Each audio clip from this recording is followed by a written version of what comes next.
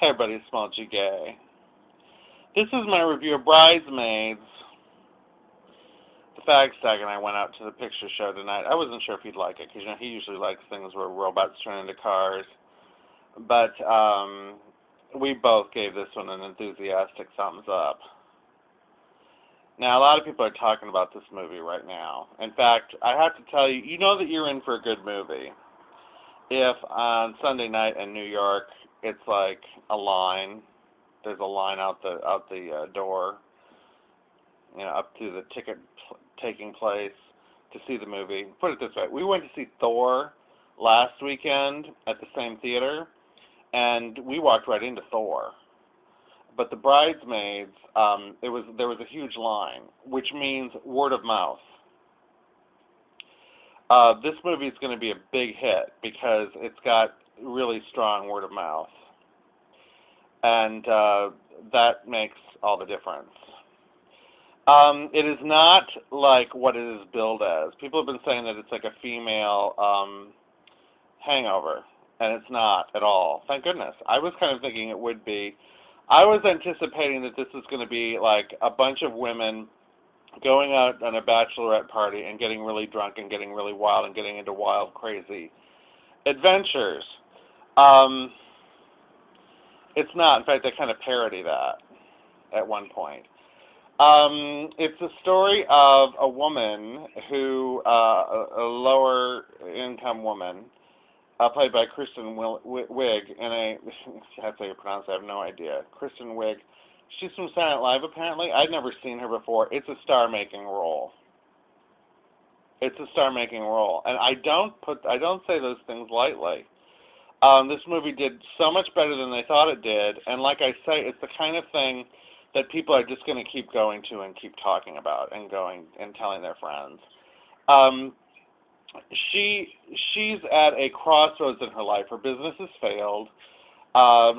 She has a really horrible job, a really boring, horrible job at a jewelry store that her mother got her the job. Her mother is an AA freak.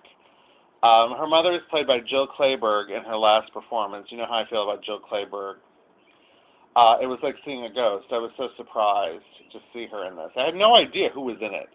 All I knew is that the critical buzz was that it was really a surprise sleeper hit, and that it was the best comedy in a long time. More on that later. But her best friend is getting married, and it's about the preparations for the marriage.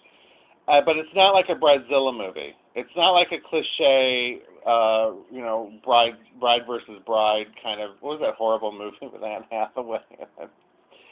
It's not a Bridezilla movie. It's about the competitiveness involved in a wedding. It's a lot about emotions, but it's about emotions in a really funny way that men liked. There were just as many men in the audience as there were women, and the men were very enthusiastic and thought it was a riot, which it is. So there's a lot of competitiveness, especially with another woman played by Rose Byrne, who's this rich, haughty. She's the wife of the bride's, the groom-to-be's boss, and she's rich and really pretentious. And Rose Byrne plays her really brilliantly. I thought she was fabulous. And she has a competition for the affections of the bride with Kristen Wiig, who's also having a horrible, degrading sex relationship, purely sexual relationship with Jon Hamm from Mad Men. See, all your favorite people are in this movie, you guys. It's unbelievable. Like, even the walk-ons are played by, like, favorite people. Jon Hamm, who does an insane job. I mean, it's almost like a send-up of the Don Draper character. It's so vulgar and ugly and hilarious, and he's just such a butthead in it. And she gets involved with the other women in the bride's, party, and it just kind of, it deals with this, but it's all, I'm making it sound quite dull when it's really, really hilarious. Because she's really kind of having a lot of emotional breakdowns. She loses her job, she loses her apartment. I'm not going to give away any more. And the Fag Stag especially liked two of the performances. Melissa McCarthy as the fat girl, Megan, like Megan McCain, gives a knockout performance. He thought she was brilliant. I did too.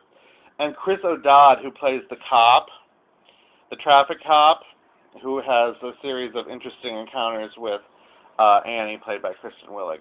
He was also exceptional. And he thought the casting of him was really top drawer. I thought that this movie was terrific. It reminded me of two other comedies from the past.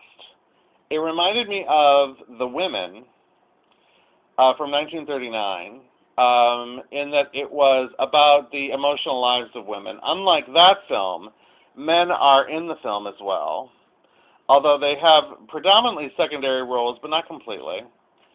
So it's not exclusively female. It's not sexist, though. And the humor is not, that's the great thing about it, the humor is universal. It's not that kind of cozy chick flick kind of movie, like Don't We Gals Have a Problem with That? More on that later. It reminded me of The Women, in that it had a really strong ensemble cast of different kinds of women. And it also reminded, but the movie it mostly reminded me of was Private Benjamin. In that, Private Benjamin, this film is not as aggressively feminist as Private Benjamin was. But Private Benjamin was another women's film that was hugely successful with all audiences and men. Private Benjamin was partly about female empowerment, but it was also, it was also an army comedy. And that was also a female buddy movie. And it also had a lot of raunchy humor in it. Some of the humor in Bridesmaids is of the toilet variety. I mean, there's some really vulgar humor that we're not used to seeing women do. However, the way they do it is so funny that at no time do you really think of these women as slobs per se. It's not like they're female John Belushi's in Animal House, So that works really well. But the chick flick thing, we have had decades now, since it seems like at least since the 90s, like the late 90s, where we've had these really inane women's movies where it's like, oh my God, a shoe sale, I'm there. I live for shopping. Or they're like, oh, what gal doesn't love chocolate? Chocolate? A romantic date in Paris. Or like a man, it's all about like, I got a man, he's so hot. Or if it's Sex in the City, it's like, oh my God, he's got the biggest what. Oh, really? You can talk about that. Is he circumcised? You can talk about that. This is really sophisticated. No, it wasn't like that at all. The characters, like all Judd Apatow movies, it's Judd Apatow produced. They have a human dimension. So none of them are ciphers or just, clowns. Even the clownish characters have a human dimension that makes them intriguing and smart. So it's a real blessed relief to not have to deal with this kind of cliche, I mean, it used to be that Hollywood made a lot of movies for women, and a lot of them were movies that men saw as well, I mean, Bette Davis movies were hugely successful. Joan Crawford movies were hugely successful. Not all of them, but they were. And yes, there was a female audience built in, but there were also men who saw those films. It was never just women, although they were called women's pictures to a great deal. But there was quality, there was craftsmanship in them. And this film has that kind of quality. Again, it's a modern film. It has its moments of vulgarity. But and there are moments where you're like, oh, this is so like typical comedy, that kind of feel-good factor that all modern comedies have, But even then, it's all in character. Even then, it's motivated by character. It's not just gratuitous, like most of these stupid comedies that they put out now.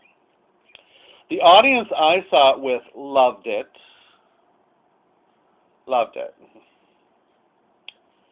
I just enjoyed it because it was a different kind of story. And even the fact tag, you know, like I say, let me put it this way, the last movie we saw was Thor. He loved it too. He said it was a combination of the writing and the performances. He thought it was brilliantly cast, that the casting just worked so well. And even the minor characters, he pointed out, were really great characters and were performed beautifully by really great actors that were really cast well. So I think you should all see Bridesmaids. I have one more thing to say because I know that my audience is predominantly conservative. Judd Apatow may have gross-out films, but he usually has a moment of conservative traditional values in his films as well. I don't know if some of you may not be aware of that, especially in the Christian community. This film does as well. The main character learns to not sleep around anymore. The main character learns that she has to take responsibility for her life and stop blaming other people. There's some really great conservative lessons in this film. And none of that spoils it, trust me. Those are minor little observations. So, go see Bridesmaids. You will be glad you did. It's R-rated, it's for adults, but it's fun. And it's a great movie for dates because both the guy and the girl are going to love it. SmallgGay, signing out. It's a winner. Bye.